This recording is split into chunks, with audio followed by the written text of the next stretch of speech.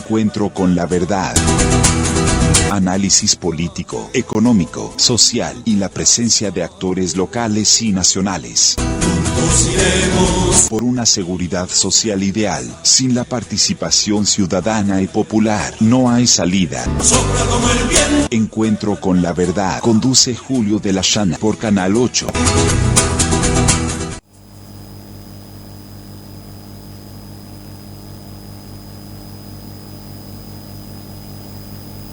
Bueno, buenas noches, espero que anden bien. Esta primera parte, a no ser unas gráficas que van a estar ahí de fondo, no voy a pasar ningún video.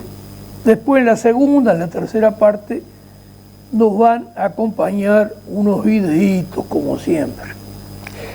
Bueno, hoy en principio habíamos dejado este miércoles para hacer contacto con Juan Carlos Romero López, el argentino, que trata todos estos temas referidos a las telecomunicaciones.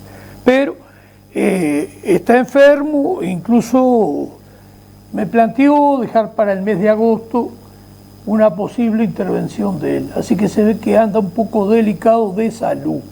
Bueno, todas estas cuestiones, como la presencia de Juan Carlos Romero López, se las debo a un amigo, integrante de la Asamblea Popular, Unidad Popular, Julio César González Colina, que ha hecho estas conexiones, quizás surja alguna en tema telecomunicaciones, de algún uruguayo que esté dispuesto a plantear la necesidad en este rubro también, el Uruguay tener soberanía. Bueno, hoy vamos a hablar de un tema, toda esta primera parte, que hace tiempo que no tratamos y que nos interesa sobremanera, más allá del tema fundamental, que es tener un proyecto de país para lograr el pleno empleo, que eso tiene que ver con proteccionismo y ponerse a andar, digamos. Eso tenemos el ejemplo hoy de Burkina Faso, de la cual vamos a pasar un videíto. Bueno, en este tema de la seguridad social, hoy se está con esa distracción en la información, como es la comisión que cobra la SAFAP por administrarte tu dinero mientras liquidan la seguridad social, y eso no aparece. Es decir, todo esto que instrumentan, que la comisión, que es una famosa comisión que podría ser un organismo estatal, todo esto es parte de un juego para distraerte y para mantener las dos hinchadas. Es decir, va a haber gente que va a hablar por y a favor de una comisión o un órgano estatal que controle la SAFAP, y otros, que fue lo que terminó al final, que digan que la SAFAP se hagan cargo de todo, inclusive de las comisiones que le cobran a sus afiliados. Ahora, todo este tema, ¿a qué lleva? Y todo este tema lleva a que ponen en el tapete público, ponen en la opinión pública este tema de la SAFAP. Entonces hacen como que las SAFAP son una cosa imprescindible, que no hay manera, que sería lo mejor, o por lo menos las imponen. Todo este tipo de propaganda las termina en alguna medida imponiendo. Bueno, y para ahí juegan que la comisión, que la creación de un órgano estatal para la administración y que la comisión fuere más barata. La historia de siempre, las dos hinchadas.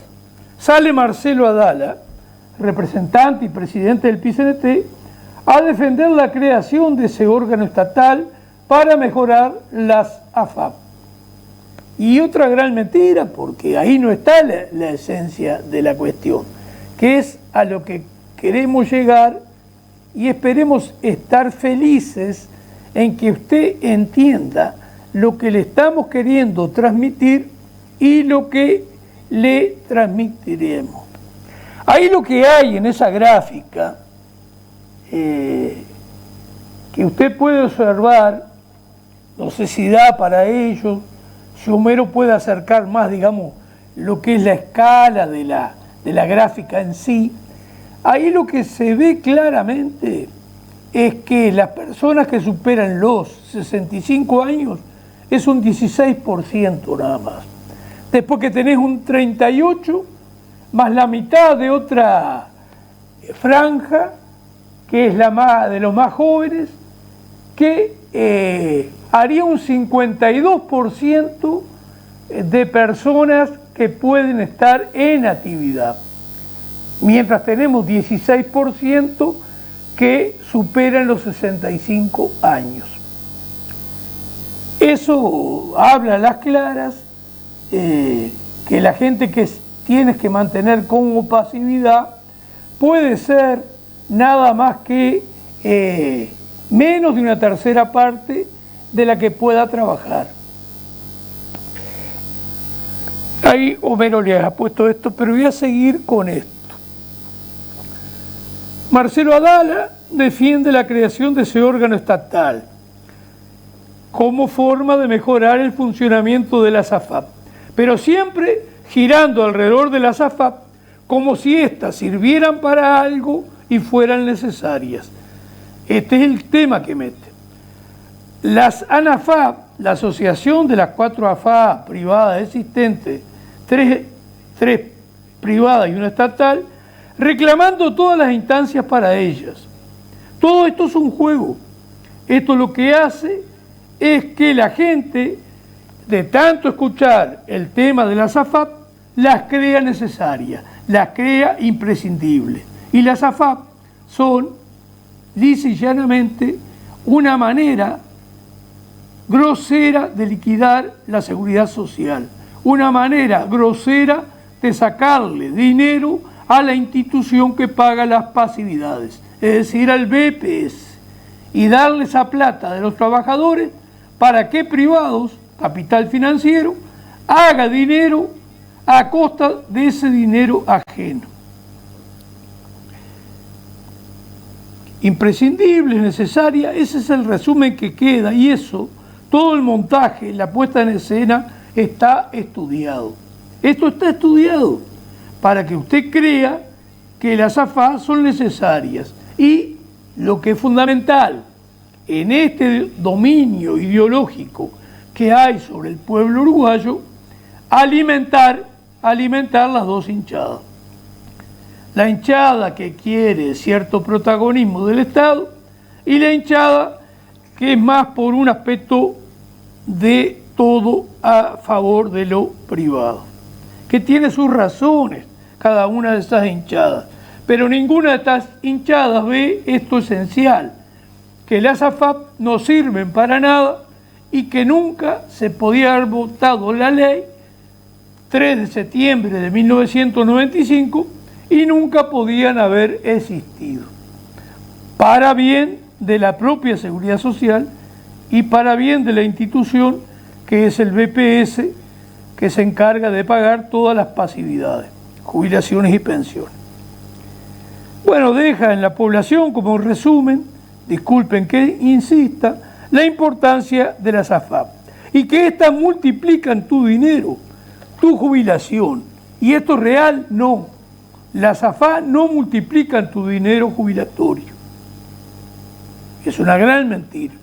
Sí lo hace el sistema estatal de solidaridad intergeneracional, pero este no aparece. Acá está el gran juego. Incluso compañeros a veces no ven este detalle, porque es así. Lo que hay que resaltar es que el sistema estatal de solidaridad intergeneracional, que intentaremos explicar por qué es ideal y por qué multiplica, bajo ciertas condiciones que no son difíciles de establecer, multiplica el dinero puesto por el trabajador para su futura pasividad, para su futura jubilación. Y ahí iremos explicando cómo lo hace.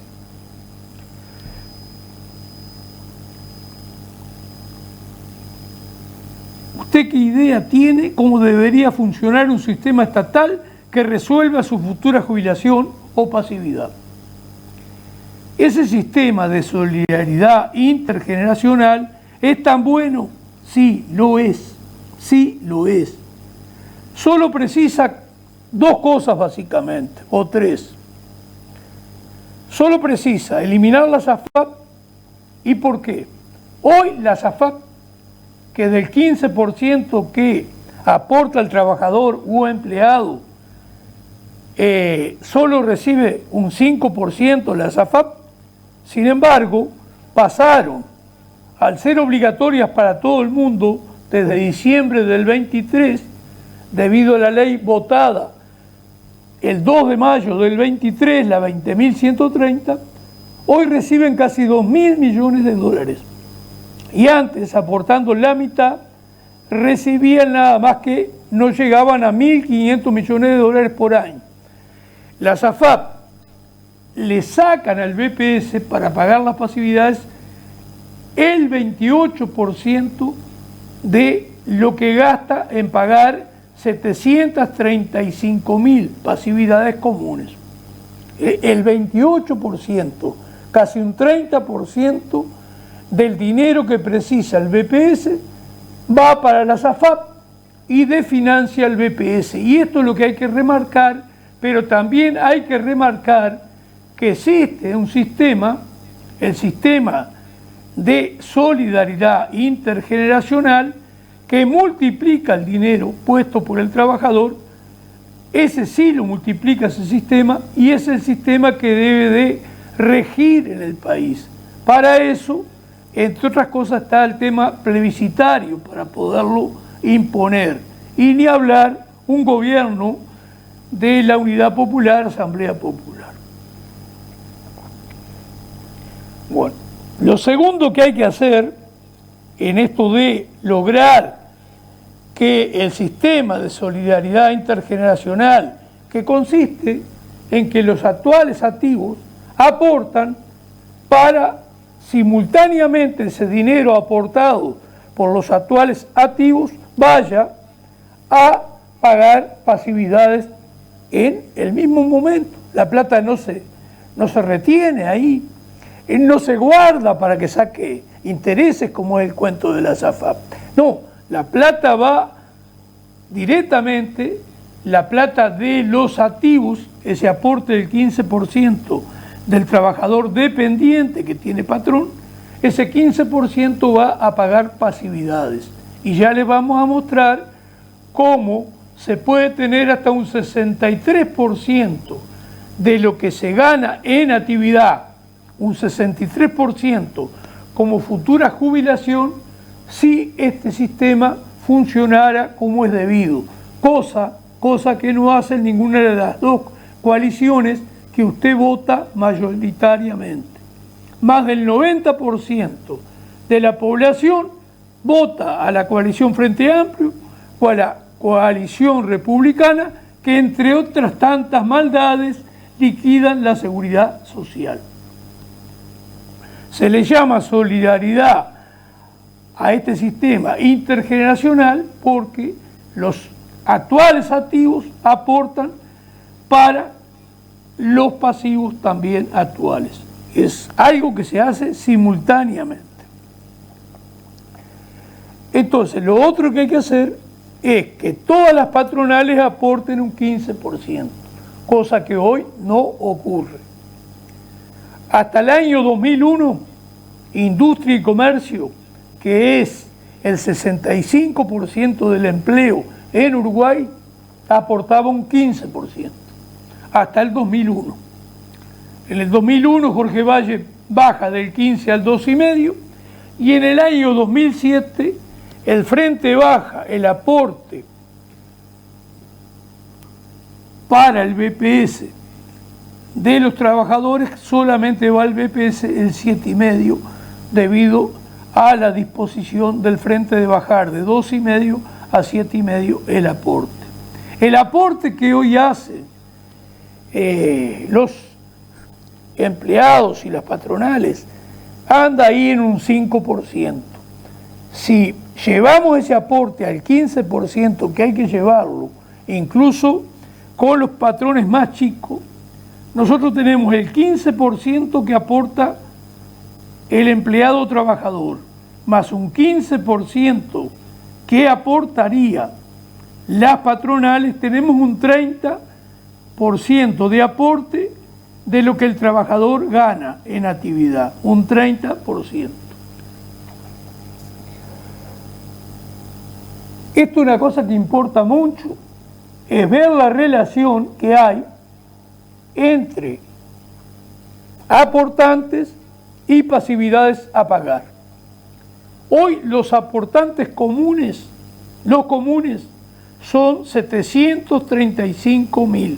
Después hay 5 cajas paraestatales que suman algunas decenas de miles de personas más. Así que a quien hoy se le paga una pasividad común que no pertenece a ninguna de las 5 cajas paraestatales, es decir, la del notariado, escribanos, profesionales universitarios, caja bancaria, PAD3, más caja de retiros y pensiones, militares cuarta y policiales quinta. Esta gente no está incluida en estas 735.000 personas porque su sistema jubilatorio es totalmente distinto. Estas 5 cajas paraestatales. Entonces, el BPS tiene 735.000 pasividades a pagar y tiene 1.550.000 aportantes. 1.550.000 aportantes. Esto hace una relación de 2,11 y usted multiplica 2 por 11 por 30 y le da 63,3. Quiere decir que usted puede tener plata genuinamente para pagar el 63% de lo que cualquier trabajador gana en actividad, el 63%. Hoy, la inmensa mayoría de las pasividades andan entre 40 y pico y como un disparate un 60. Por lo tanto, estamos planteando una solución que es la que conviene, que es la que hay que realizar, pero estos cambios no lo va a realizar ni la coalición republicana, Blanco, Colorado, Partido Independiente, ni la coalición Frente Amplio. Eso tiene que tenerlo claro. Por lo tanto, quedan 2 opciones: acompañar con el voto a la Asamblea Popular, Unidad Popular, o sumarse en octubre del 29, que vamos a volver a plebiscitar, entre otras cosas, la eliminación de las AFAP.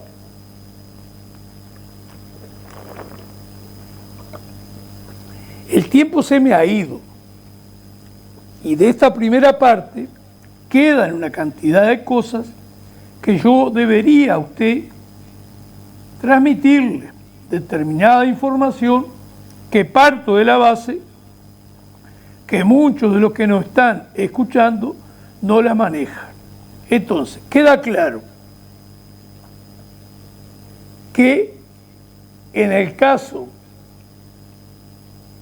de lo relacionado con la seguridad social y el BPS, hay que tomar conciencia y hay que insistir y reiterar de manera que igual la gente se termine cansando, pero que sepa que existe un sistema que debe ser estatal, que se llama de solidaridad intergeneracional, porque los actuales activos aportan un 15% para más un 15% de las patronales, que hay que ponerlo, que hoy no está, el promedio hoy es 5 y muy poco más, lo que aportan las patronales de promedio, porque, por ejemplo, la caja rural sobre el sueldo de los trabajadores que emplea pone un 1,9%. Esto está claro.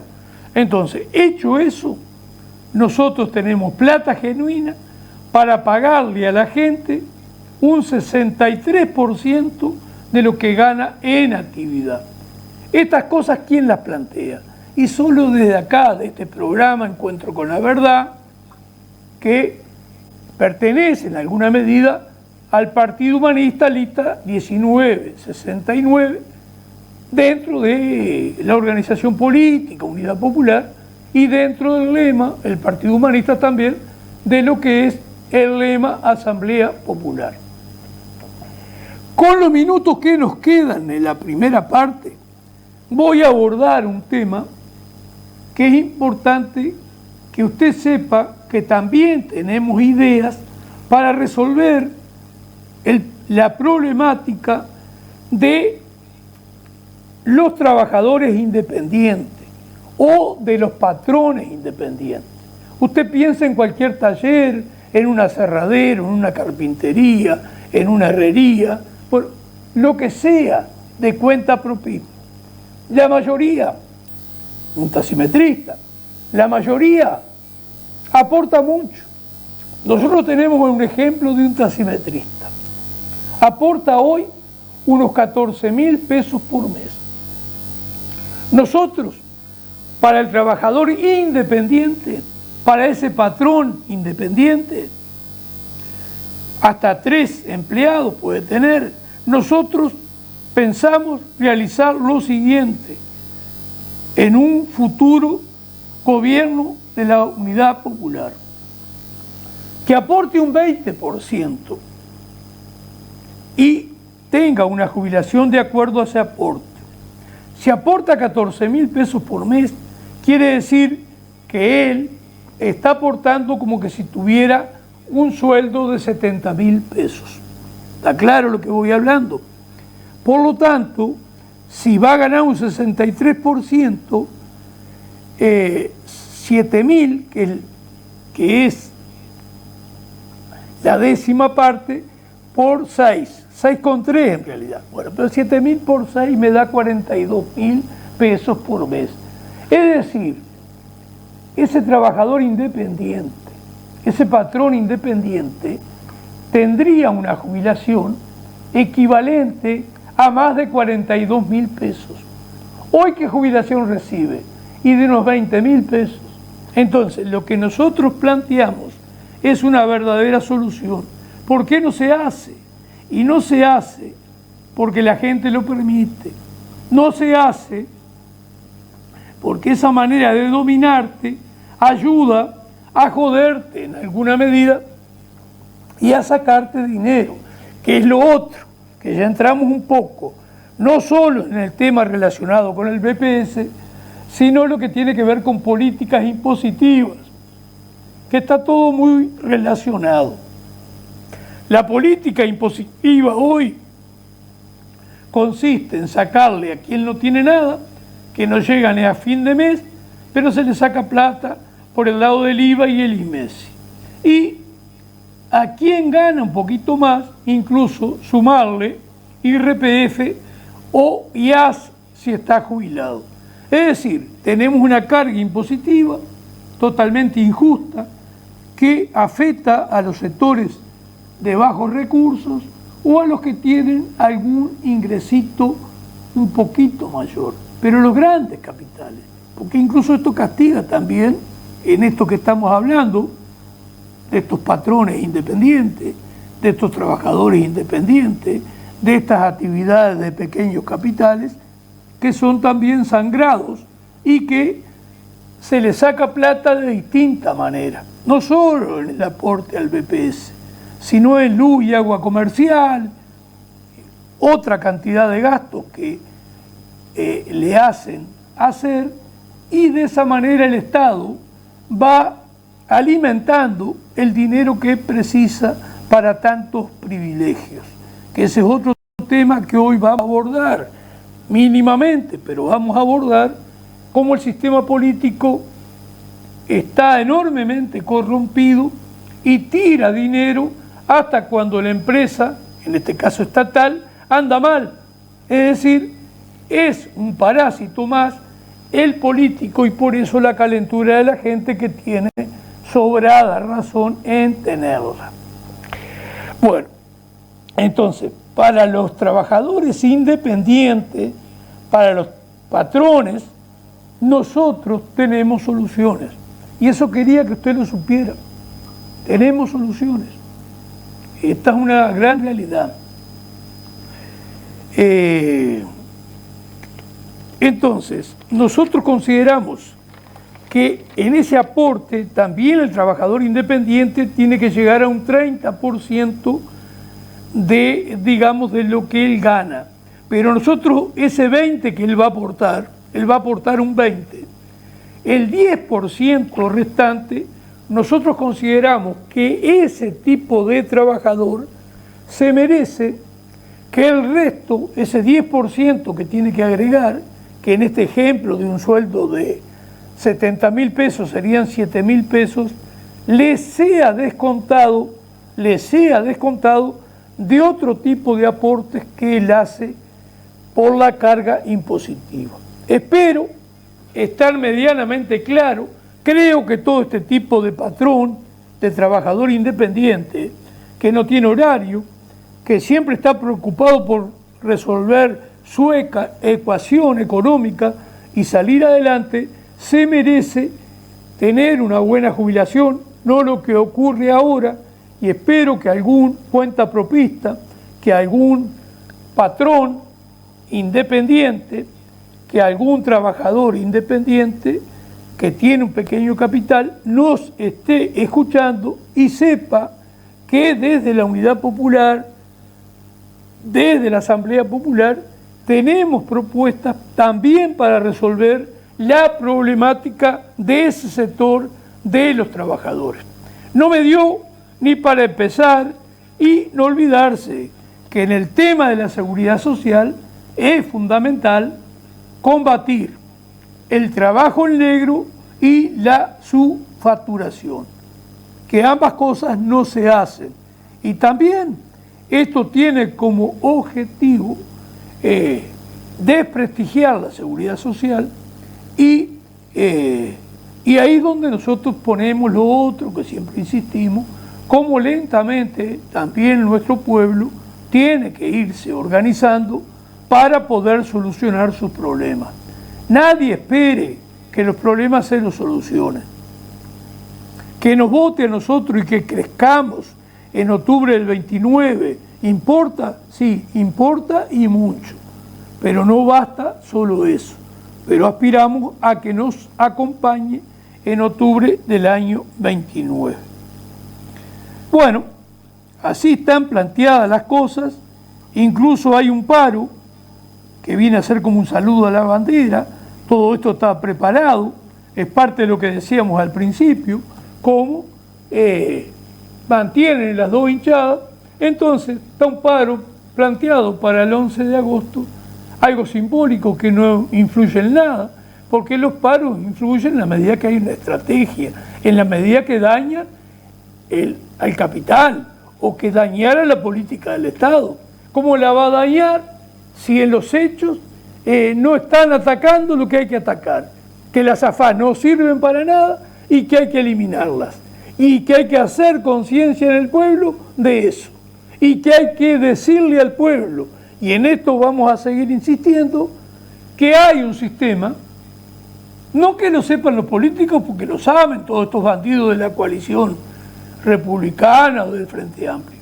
No, que hay soluciones y consiste en el sistema estatal aplicando la solidaridad intergeneracional, teniendo aporte de un 15% las patronales, por chicas que sean. Lo que las patronales andan con dificultad, bueno, lo resolvemos por el lado de la carga impositiva, que sí le sacamos al pequeño capital, porque la carga impositiva va a recaer como corresponde en los grandes capitales. tanto de adentro como de afuera. Pero eso lleva una enormidad de explicaciones que no las vamos a hacer ahora. Bueno, Homero, haríamos la primera propaganda.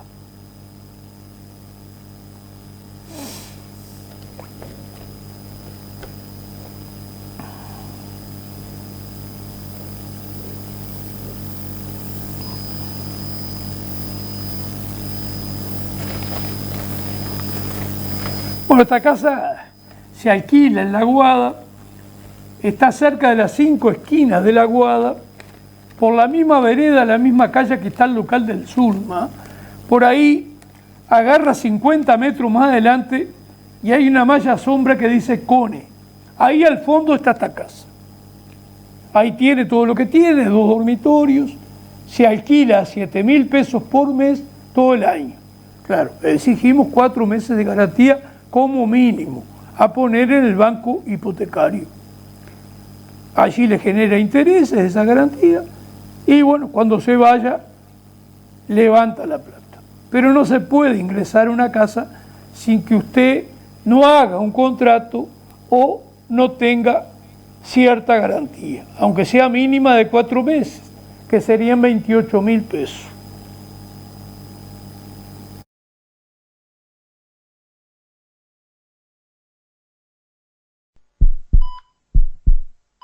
No maten a la UTE. ¿Quién pone el precio a la energía en Uruguay? Mientras UPM cobra $76 el megawatt hora, multinacionales como GEF Global pretenden pagarnos solo 40. La firma de contrato para el hidrógeno verde generará enormes pérdidas. Las empresas públicas son del pueblo y es necesario que el pueblo las defienda. La energía es un derecho. Comprometidos con nuestra historia. AUTE, PIT-CNT.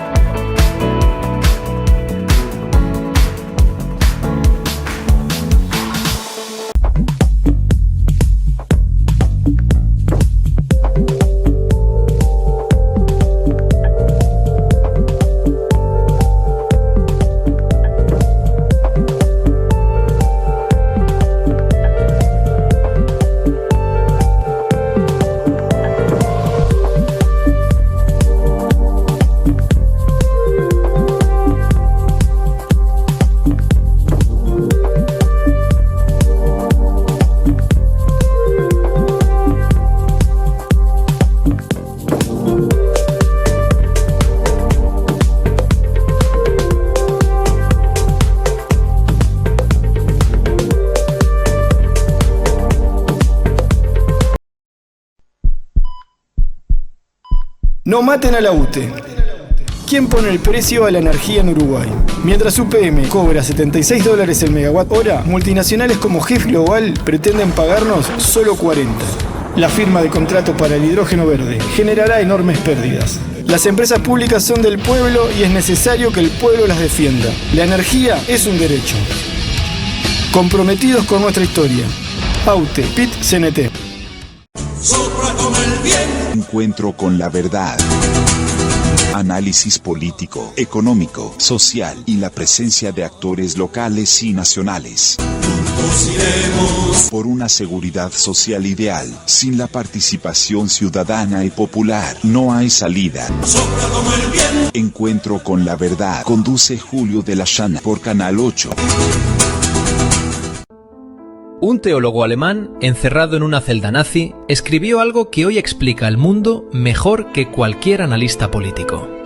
Dijo: la estupidez es un enemigo más peligroso que la maldad.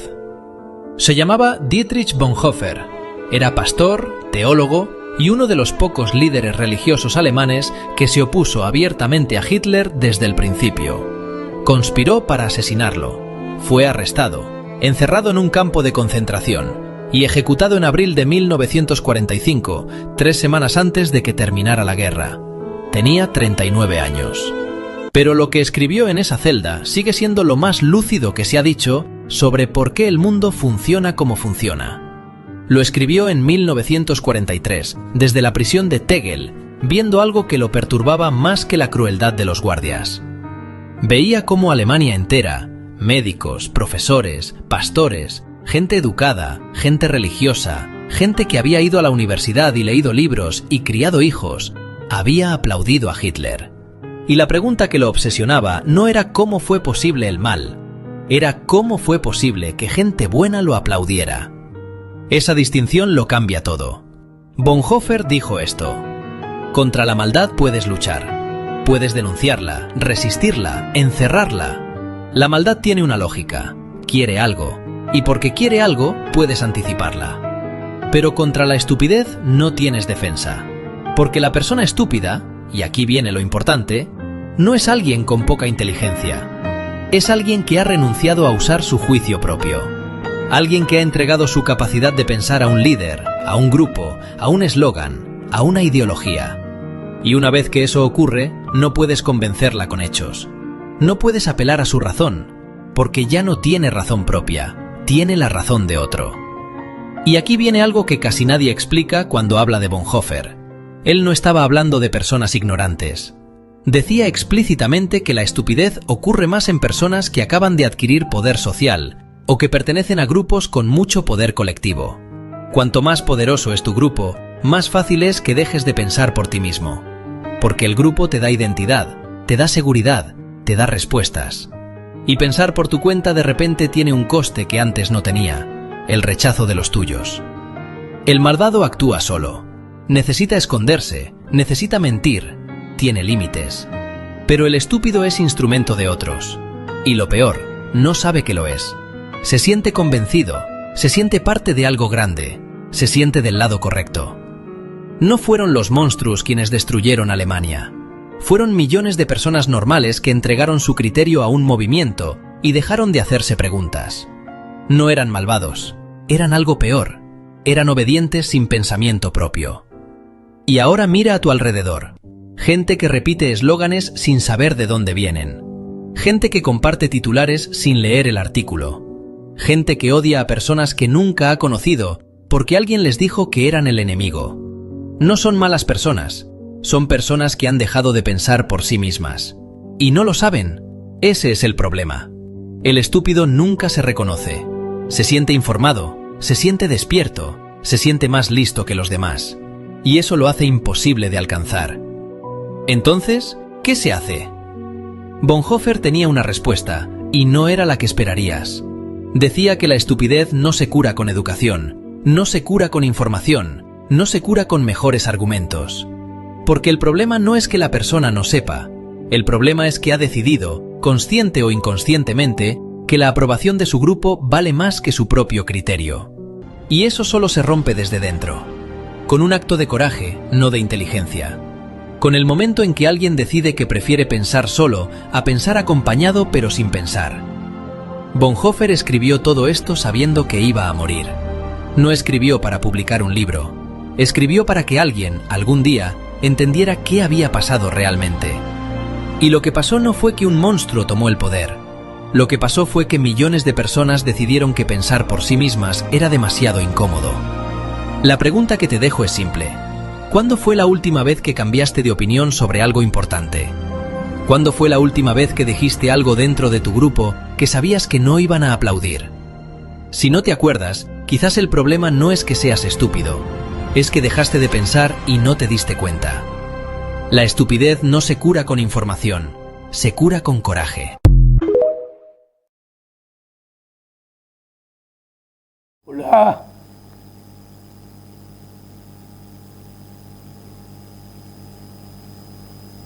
Hola. Bueno, no pensé que fuera tan largo ese video. Bueno, esto nos pareció importante. Hay tantas cosas para mostrarles. Pero nos pareció importante porque creo que esto es también lo que hoy domina en nuestras sociedades en general. Todo este tema de las redes, todo lo que han ido logrando penetrar en la gente joven, en la no tan joven, realmente está predominando una estupidez muy especial, la gente atada a determinadas cuestiones, la falta de independencia crítica, es decir, y ni hablar los condicionamientos que está teniendo un sistema donde un alto porcentaje de la población no tiene ingresos seguros y sufre cuestiones bastante embromadas que la condicionan sin duda ninguna. Entonces, está bien lo que aporta este video porque realmente es peligrosa la estupidez y creemos que domina. Bueno, ahora entraríamos, y no nos va a dar el tiempo para nada, ahora entraríamos a tratar todo este tema relacionado con la infancia, el aporte, y tenemos ahí como base atrás el periódico del viernes 17 de julio, El Popular, en su página 2, que ya veremos qué podemos nombrar porque el tiempo se nos va. Bueno,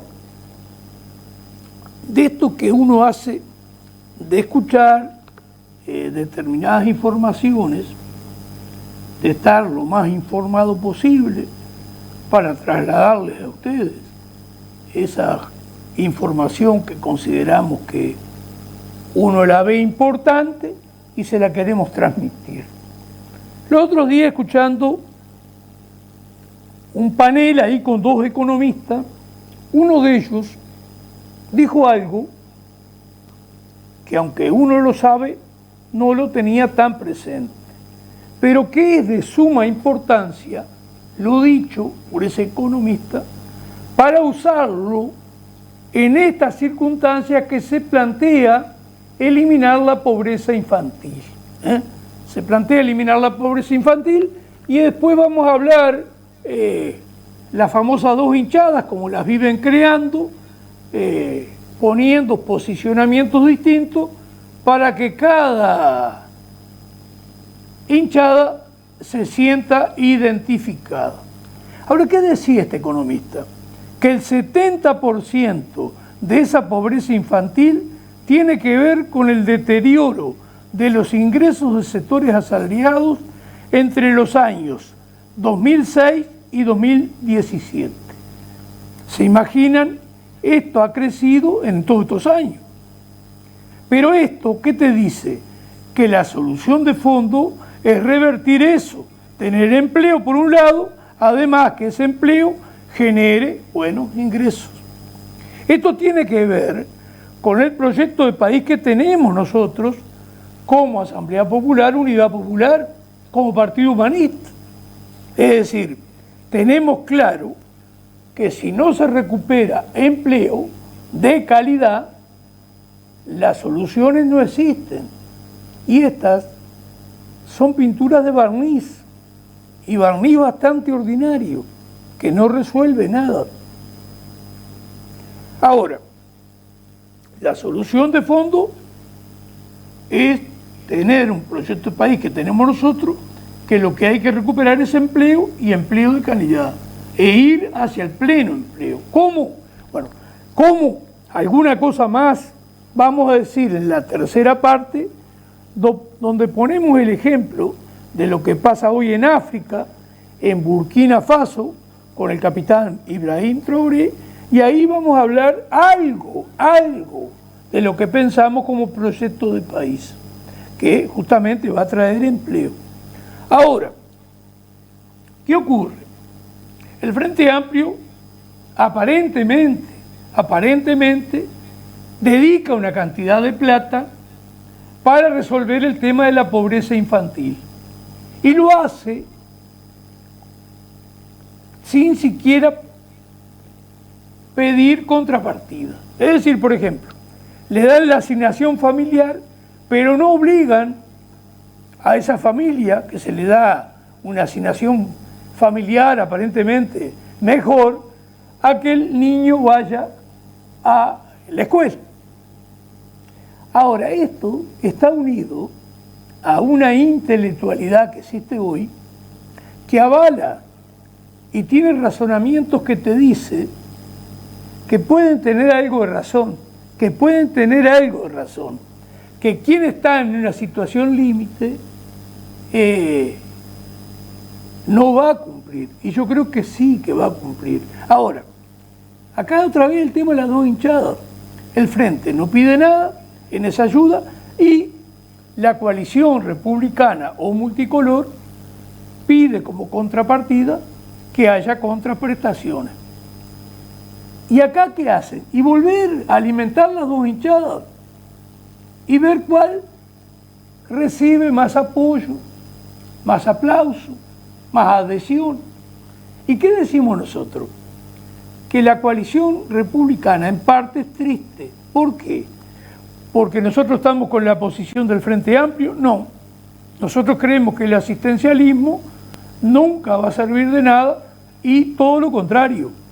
Es contraproducente y le ha hecho un daño enorme al conjunto de la sociedad. Ni hablar de los asistidos. Ahora, ¿qué ocurre? Nosotros que planteamos ir hacia el pleno empleo, nosotros que planteamos practicar proteccionismo para generar trabajo acá, impidiendo que una cantidad de mercaderías que hoy vienen del exterior se produzcan acá generando empleo, y todo eso es viable. Ahora, nosotros de todas maneras somos conscientes que hay etapas y que hay gente, mientras se van cumpliendo un proceso de cambiar las cosas, que quizás tengas que mantener algunas ayudas para un sector determinado de la población que ha caído en esto del asistencialismo, y ni hablar si esto va acompañado de la presencia de drogas o adhesión a la delincuencia. Ahora, es de cajón que alguna ayuda por un tiempo va a haber sobre determinados sectores. Entonces ahí vemos muy negativo lo que plantea la coalición republicana. Ahora, esto se hace a propósito, tanto por los dirigentes de la coalición Frente Amplio, como por los dirigentes de la coalición republicana. Es decir, se dividen las tareas, plantean cosas distintas para que la población se entretenga, se distraiga ahí, piense en lo que dice cada uno de ellos y adhiera a uno o a otro, porque para ellos eso es fundamental. Mientras les sirven y están al servicio de los grandes capitales de afuera y de acá, ellos mantienen las hinchadas, lo cual es fundamental. Si es gobierno uno o si es gobierno otro, no cambia nada. Ambos siguen beneficiando a los grandes capitalistas, a los mega ricos del mundo y a los grandes capitales que también en Uruguay hay y que hacen enormes ganancias. Es decir, no todo el mundo está mal y hay unas 2.000 familias, 1.000 familias, 500 familias todavía con más dinero. Es decir, acá hay gente que tiene muy buenos ingresos.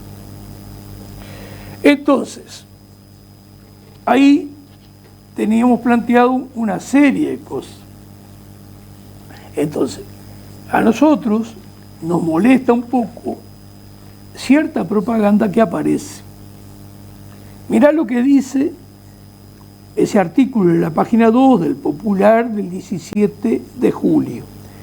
El ministro de Trabajo y Seguridad Social, Juan Castillo, sostuvo que la labor del Ministerio de Trabajo y Seguridad Social trasciende la atención de los conflictos laborales y se expresa en la construcción y aplicación de políticas públicas orientadas a promover el empleo, ampliar derechos y fortalecer la presencia del Estado en todo el país. Entonces, uno que, por ejemplo, tiene la siguiente información, que en la Marina Mercante, el Uruguay está empleando mano de obra esclava provenientes de Indonesia, la inmensa mayoría. Gente que está en los barcos, que gana menos que lo que ganan los marineros uruguayos, gente que está en los barcos, que no tiene licencia, que no tiene aguinaldo, que no tiene salario vacacional, que no tiene ninguna protección, ni siquiera está en la seguridad social y permanece como mano de obra esclava en esos barcos hasta un año y más también. Entonces, ¿cómo me pueden decir que promueven el empleo, que promueven ampliar derechos y fortalecer la presencia del Estado en todo el país? No, no es así, claro. Después propagandean a diestra y siniestra. Tienen una persona, el Luis Puig, que pertenece al Partido por la Victoria del Pueblo, dentro del Frente Amplio, que lucha por mejorar algunas condiciones, pero es el tema de la curita, no cambia nada de esencia. Bueno, miren lo que le estoy diciendo. Están empleando mano de obra esclava, Indonesia, sustituyendo el trabajo nacional. Ojo, nosotros criticamos todo, incluso el comportamiento de algunos gremios que no colaboran para nada. Todos estos temas también los valoramos porque estos de futuro tenemos que tener claro que no es tan fácil, especialmente el funcionario público, en una cantidad de gremios que no sé si colaborarán con un gobierno de contenido nacional y popular como el que nosotros pensamos implementar. Pero ese gobierno implica trabajo. No vamos a permitir que las dragas, porque falte un cocinero, no vayan a trabajar. No, eso no lo vamos a permitir. No vamos a permitir, como vino una draga acá al puerto de La Paloma y se fue sin dragar ni sacar un tacho de arena. Bueno, eso no lo vamos a permitir. Y ya hay que ir pensando en disposiciones que obliguen a que esto no ocurra. Es decir, ¿por qué ocurre hoy? Y porque en realidad a los dos gobiernos, tanto coalición republicana como coalición Frente Amplio, en algunos aspectos, y este de las dragas es uno de ellos, no les interesa que ande el Estado, lo quieren desprestigiar. Pero no solo eso, cuando contratan con privados, aparte de tirar dinero, ¿qué es lo que hay? Y cometa comisión, hay esa posibilidad, así están las cosas. Hoy, porque veo que el tiempo se me va a ir, incluso lo de Gandini, los otros días lo pasamos porque es correcto. Gana 330.000 nominal por mes un marinero y alguien especializado, digamos el oficial de más categoría, gana 520.000 pesos por mes nominal. Y tienen, como decía Gandini, todas esas ayudas. Ahora, ¿qué se entera uno? Que resulta que Gandini recibe 570.000 pesos por mes para tener asesores. 570.000 pesos por mes que no se sabe que tenga ninguno. Está en el directorio de la Administración Nacional de Puertos. ¿Qué hizo también? Hacerse el despacho una reforma. ¿Qué hizo además? Él y 3 más. Viajes al exterior. Mientras el funcionamiento del puerto es un desastre. Es decir, y eso es lo que a la gente le calienta y tiene razón. Se calienta con este politiquero que no solo tiene políticas malas, contrarias al interés general, contrarias al pueblo uruguayo y su patria, sino que vive dándose banquetes, vive derrochando dinero ajeno de un puerto que andaba en 1 millón y pico de contenedores al año, 1.800.000 contenedores por año, y hoy está manejando 850.000. Esto lo vamos a analizar después en la tercera parte. Pero hacemos un adelanto. Esto tiene sobrada razón la gente cuando se calienta. ¿Qué tengo yo de malo? Que no calculo ni cerca. Yo puse el punto 1, pero en ese artículo del viernes 17 de julio tengo punto 2, que incluye 4 lugares de la lectura, y tengo después otra cantidad de consideraciones. Voy simplemente a ir hacia 2 de ellas.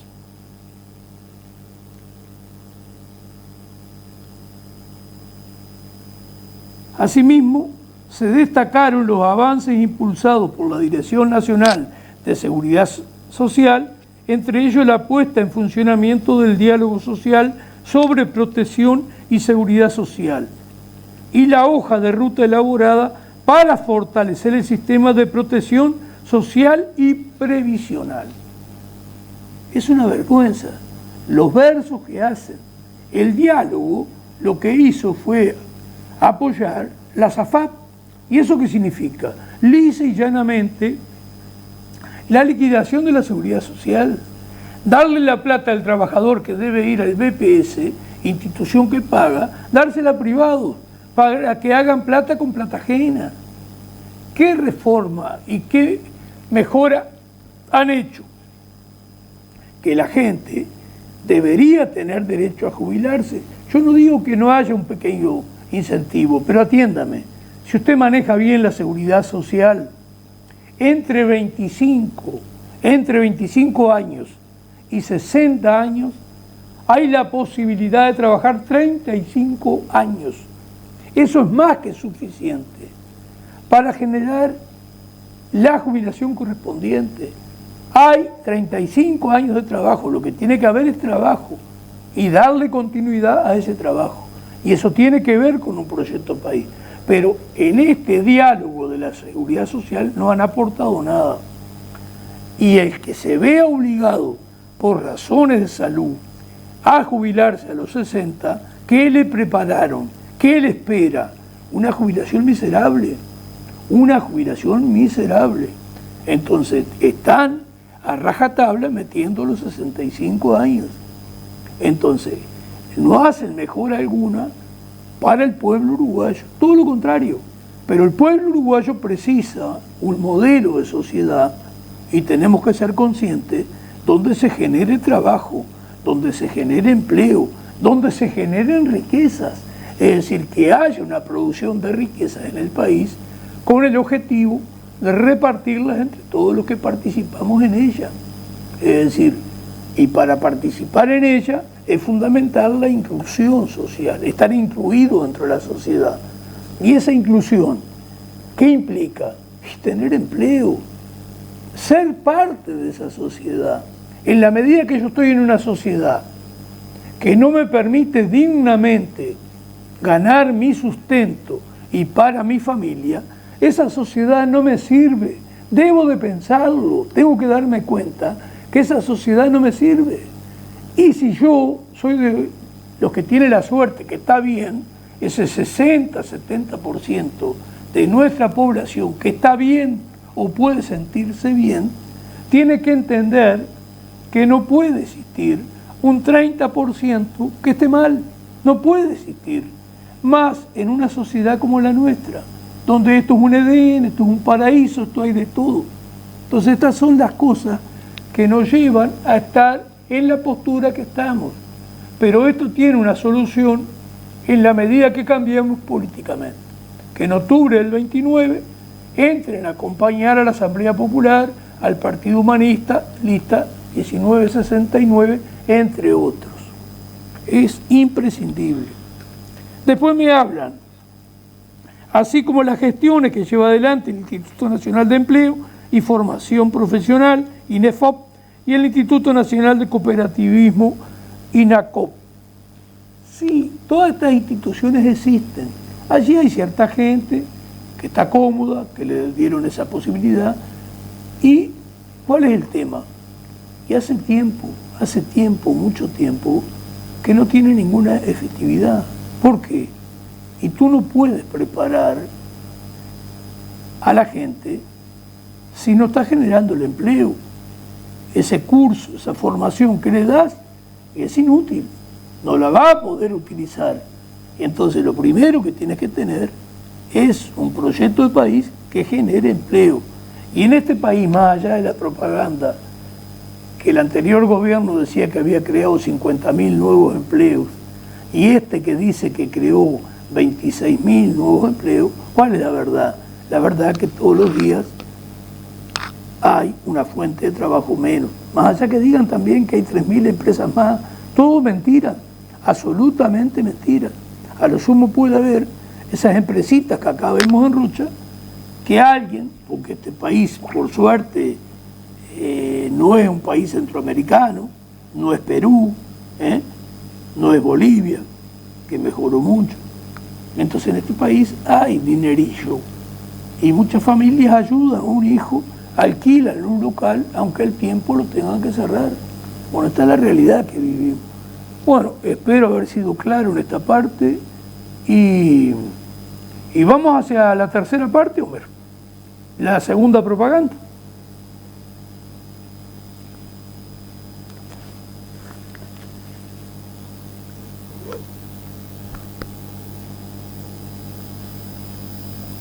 Bueno, lo que siempre decimos, esta casa está cerca de las 5 esquinas de la Aguada, por la misma vereda, la misma calle del Sindicato de los Pescadores, unos 50 metros más adelante, hay una malla sombra que dice CONE, ahí al fondo está esta casa. Se alquila a 7.000 pesos por mes, tiene 2 dormitorios, tiene baño nuevo, tiene grifería, en condiciones en la cocina, tiene pisos, no de hormigón, sino de cerámica, y bueno, tiene una churrasquera y una estufa. Y se precisa una garantía de 4 meses, 28.000 pesos. Se alquila por todo el año.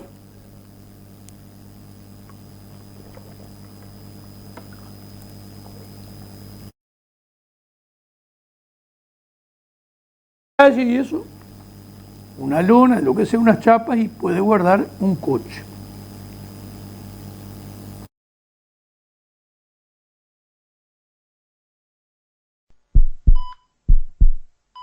No maten a la UTE. ¿Quién pone el precio a la energía en Uruguay? Mientras UPM cobra $76 el megawatt hora, multinacionales como GEF Global pretenden pagarnos solo 40.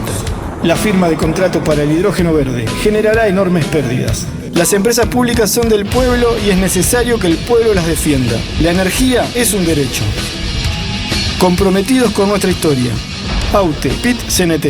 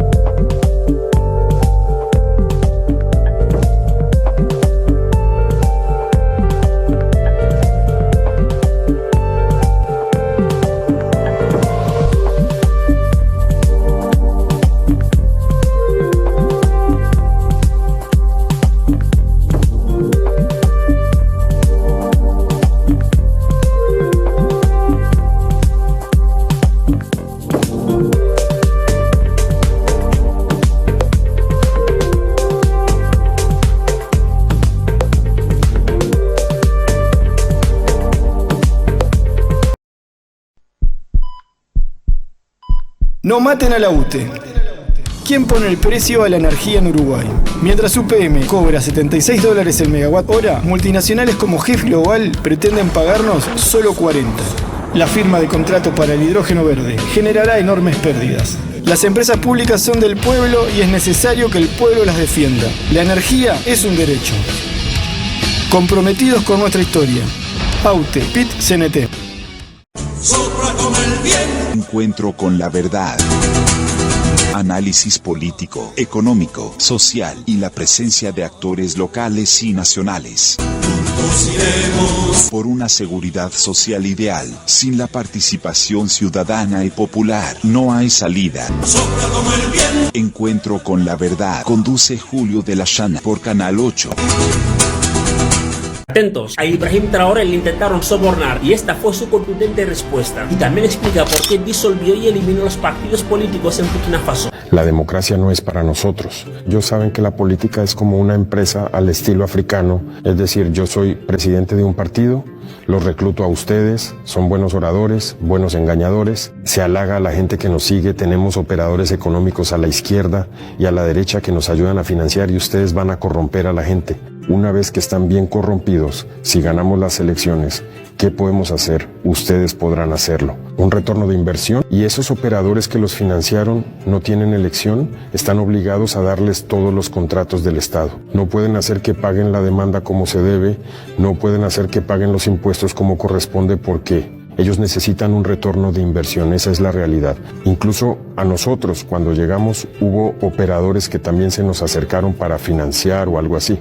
No somos políticos. Si quieren dar dinero, eso fue lo que ya nos llevó a crear una comisión de recepción de donaciones, si lo recuerdan. Porque estábamos buscando dinero, pero al mismo tiempo dijimos, bueno, como ustedes han encontrado y tienen ese mal hábito, recibíamos y depositábamos el tesoro en una cuenta. Ahora, si después vienes detrás para decir, bueno, mi nuevo apoyo, tengo que sacar mis camiones de la aduana, dijeron aquí esto, tienen que ayudarnos a sacarlos.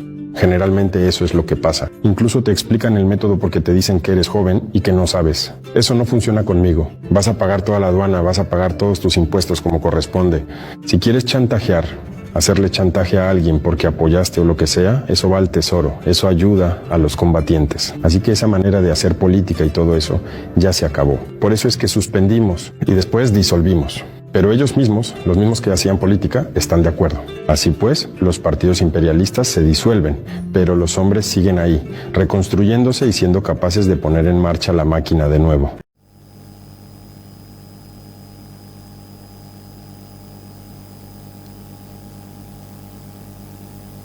Bueno, sin duda ninguna lo que está ocurriendo en Burkina Faso con la conducción de Ibrahim Traoré es de enorme importancia. Es un ejemplo a imitar, es un ejemplo a tomar en cuenta y bueno, con las correspondientes adaptaciones es un ejemplo a ir mirando. Y ahí aparece el papel de los BRICS, que vale la pena ir sabiendo este detalle. Nosotros hoy, con el panorama de lo que ocurre con el imperialismo norteamericano, y no es porque gobierne Donald Trump, eso es una política del imperialismo norteamericano, que venga quien venga, Joe Biden, de quien sea, va a practicar la misma política, a hacerse dueño del patio trasero y ejercer violencia sobre aquellos países que no lo quieran respetar. Es una situación difícil, no hay duda ninguna. Es necesario un acercamiento con independencia a los BRICS. Creemos que sí, y creemos, ya lo hemos dicho otras veces, que es un tema difícil de digerir para mucha gente, la necesidad de tener una política soberana en lo militar. En eso demostró ser enormemente inteligente Irán. Irán, en los hechos, ha derrotado al imperialismo yanqui porque no logró doblegarlo. Ahora, claro, el complejo bélico militar, cada vez que puede tirar misiles que salen 3,5 millones, 4 millones de dólares cada uno, bueno, ese está ganando. Porque no hay que olvidarse de eso. Una de las razones de fomentar guerras es para que los dueños del complejo bélico militar, que es muy poderoso en ese aspecto, los capitales estadounidenses o yanquis, Lo que les preocupa es que aparezca la paz. La guerra les encanta. Según parece, se tiraron unos 850 misiles de estos que cuestan de $3.50 a 4 millones de dólares cada uno. Bueno, nosotros, sin duda ninguna, tenemos que tener ferrocarril, como ahí plantea lo de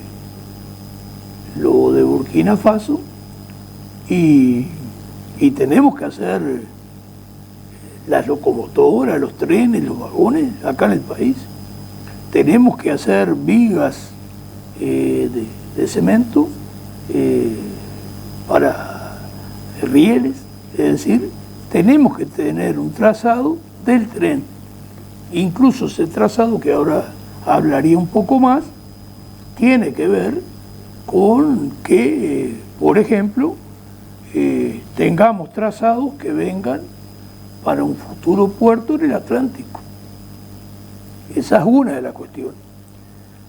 Para ese tren, para camiones, para autos, hay que tener electricidad en enorme abundancia.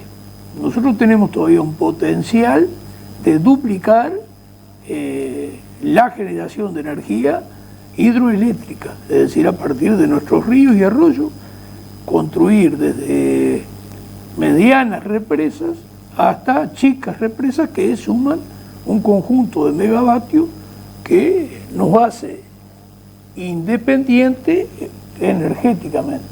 Ni hablar que tenemos que avanzar en un conocimiento sobre los molinos eólicos y fabricarlos en el Uruguay, y con uruguayos y con tecnología del país. La misma historia con los fotovoltaicos. Lo que nos sobra ahí por ahora es arena. Lo que nos está faltando es investigaciones en este aspecto, y ahí también esto tiene que ver con la universidad. Ya iremos abordando distintos temas, que es la dependencia que tenemos también como país en el aspecto de las universidades. Ahí no se están formando verdaderos técnicos que nos ayuden a tener un país de independencia económica. Esa es una de las cosas que se busca. Por eso es que nos presentan el GIS global, por eso los data centers, es decir, nos dan un papel totalmente primario por un lado, se sirven de nuestras riquezas, pero para beneficios de ellos, no para beneficios del país.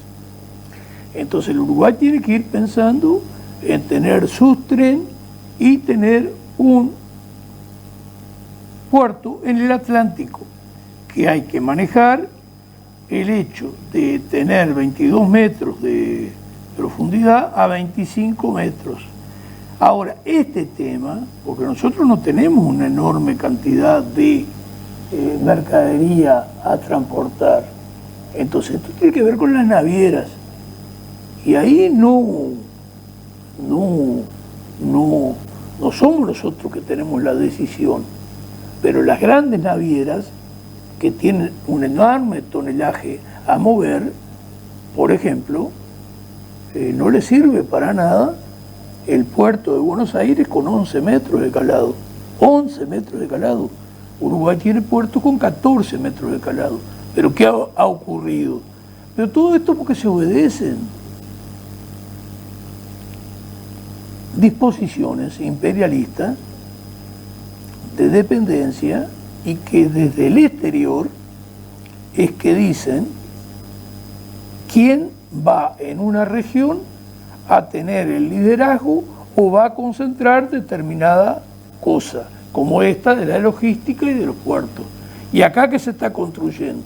Bueno, una logística que va a agarrar el noroeste del Uruguay, Tacuarembó, Rivera, etcétera, hasta Artigas, va a venir por ese litoral, digamos, del este, que limita con Brasil, va a venir hacia la Laguna Merín.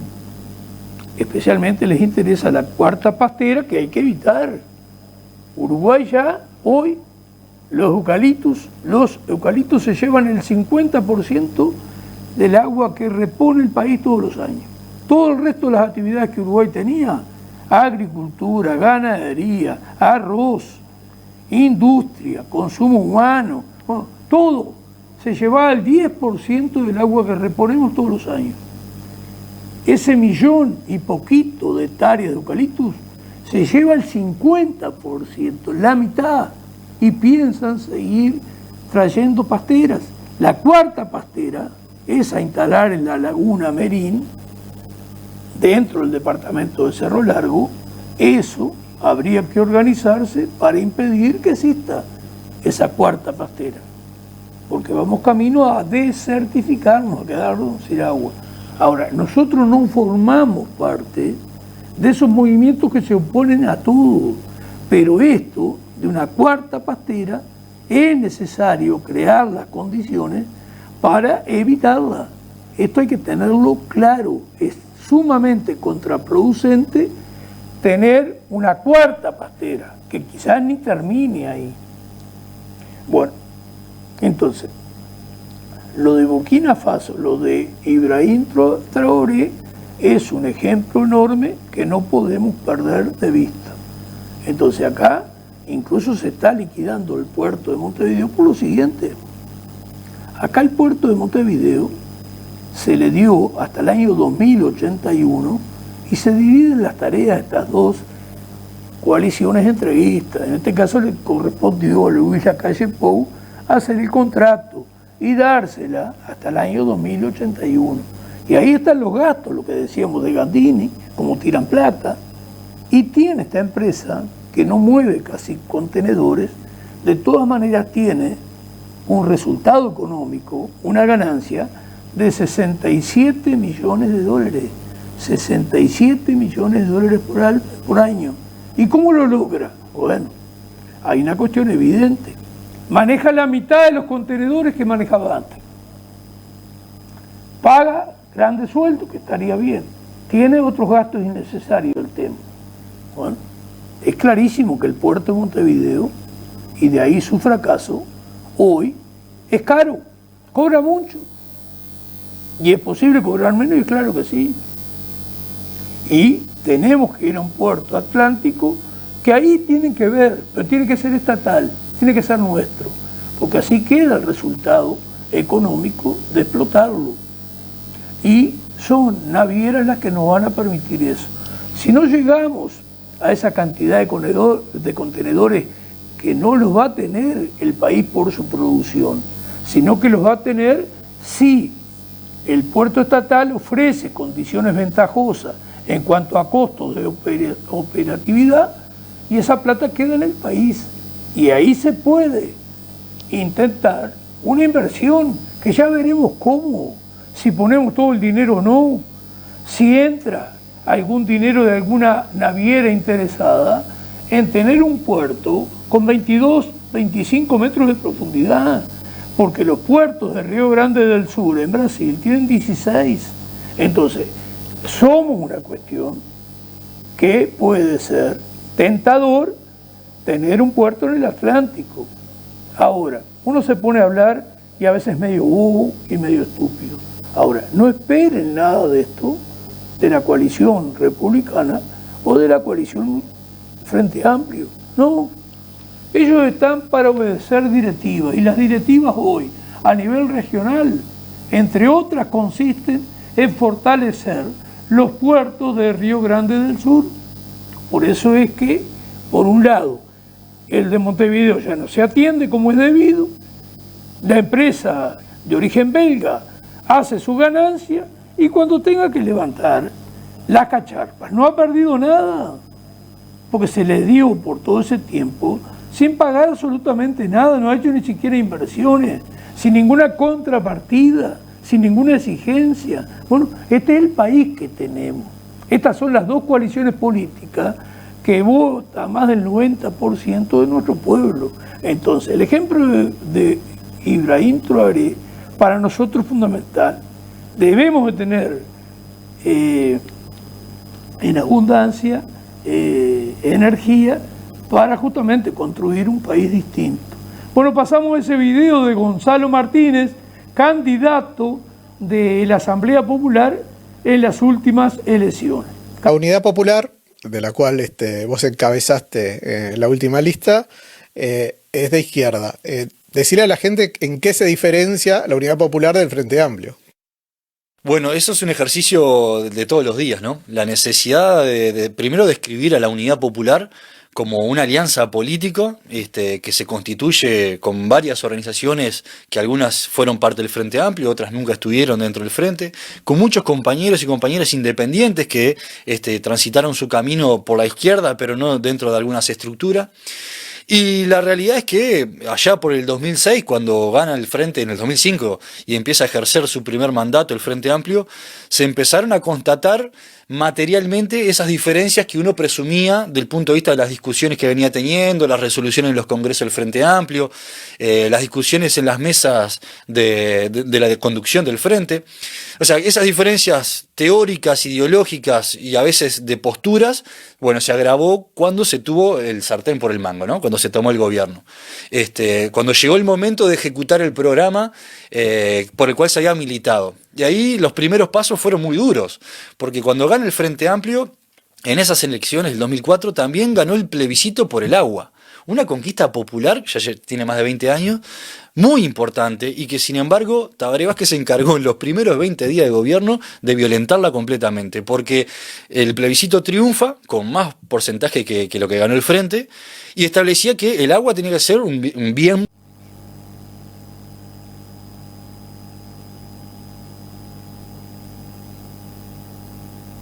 Bueno, nos parece que es claro.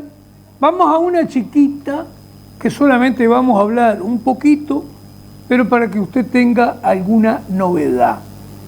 ¿Usted por qué cree que está tan baja la inflación en el país? Bueno, una de las razones es que parte de las directivas internacionales es que el país hasta puede emitir en pesos uruguayos. Entonces, una baja inflación que permite que venga dinero japonés, dinero norteamericano, dinero de Europa, ponen 6 meses, un año y reciben un 7 u 8% de interés anual. Transforman, si compraron emisión en pesos uruguayos, lo transforman de nuevo en monedas europeas, en dólar o en el yen japonés u otra moneda.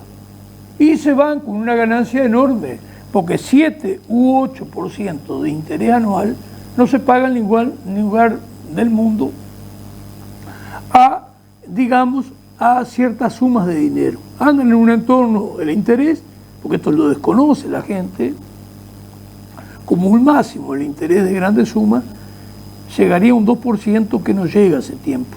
Anda más bien en el 1 o menos del 1% de interés.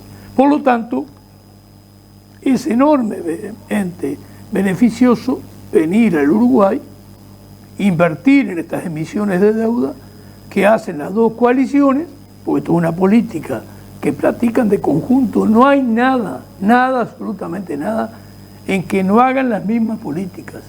Hace 20 años que las leyes hechas por una coalición después no son eliminadas, como el ejemplo de la 20.130, que los dirigentes del Frente le mintieron a su electorado, un poquito más capaz, que lo que no hacían a partir del plebiscito lo iban a hacer por ley. Bueno, esta es la realidad que vivimos. Bueno, pasamos al candidato presidenciable de la Unidad Popular, Gonzalo Martínez, para que usted vaya familiarizándose con él, porque es probable que sea nuevamente puesto como candidato a la presidencia por la Asamblea Popular. Bueno, nos vamos con ese videíto que creo que es necesario de vez en cuando fortalecer el espíritu y la necesidad de ir construyendo una alianza necesaria, ya veremos cómo, del conjunto de América Latina, sin duda ninguna. Que pasen bien y nos veremos el próximo miércoles a partir de las 22 horas por Cable 8. América Latina no se vende, no se rinde. América Latina jamás vencida. América América Latina es la patria grande que levanta su voz. No al libre comercio, no al ALCA, no al carajo. No a la opresión, no a la intervención, no a gobiernos que endeudan la nación, no a la miseria y dependencia, colonia del imperio, jamás. No al escudo de las Américas, no, el escudo al carajo, no más humillación. América Latina no se vende, no se rinde. América soberana y con autodeterminación. América Latina grita su liberación. No, no al imperio, no a la opresión, no callará nuestra voz, no a la persecución ni a la injusticia. América Latina no se vende, no se rinde. América Latina con autodeterminación. América Latina grita su liberación. Somos resistencia, somos conciencia, somos la patria grande. Somos Cuba, El Salvador, somos Centroamérica, somos México, somos Perú, Chile y Ecuador, somos Guatemala, Nicaragua, Colombia, Venezuela, Panamá, Brasil, Argentina, Paraguay, Uruguay y Bolivia. América Latina, un solo corazón, más unidos que nunca contra el saqueador. América Latina no se vende, no se rinde. América Latina con autodeterminación. América Latina grita su liberación. No, no al imperio, no al FMI y su sometimiento. No, no a la entrega de nuestros recursos. No, no a la privatización y al empobrecimiento. Basta, basta de invadir naciones, no más guerra. No, no queremos destrucción. No, no más bases militares extranjeras en nuestra tierra. América Latina no es patio trasero, no es colonia. No somos esclavos del imperio. América Latina es libre, soberana y con autodeterminación. ¡Fuera! Yanquis de nuestras tierras. ¡Fuera! La patria grande se respeta. ¡Fuera! América Latina. América Latina. América Latina. Encuentro con la verdad. Análisis político, económico, social y la presencia de actores locales y nacionales. Por una seguridad social ideal, sin la participación ciudadana y popular, no hay salida. Encuentro con la verdad. Conduce Julio de la Llana por Canal 8.